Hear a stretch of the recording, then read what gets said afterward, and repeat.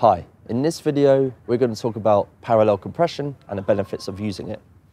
So first of all, what is parallel compression? Parallel compression or parallel processing in any process is where you take the dry signal, let's say a vocal track, and then you make a copy of it, and then you do processing on the copy of it, maybe quite aggressively, and then you blend the two together in the mix.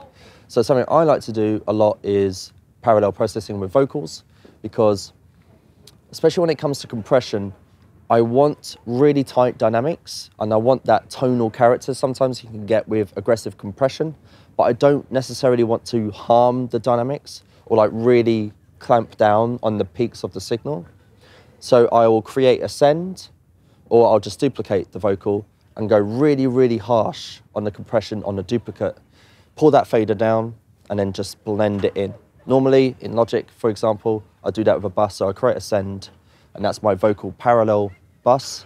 Go really, really hard on that, get some real crunch going, and really make that vocal sound very, very dense in that parallel bus, and then just blend it in. And the good thing is, I've still got the full dynamics of the original, but this tight, dense material, I can just blend into the mix as well.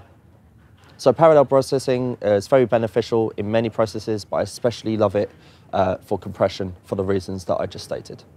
Thanks for watching, and I'll see you in the next video.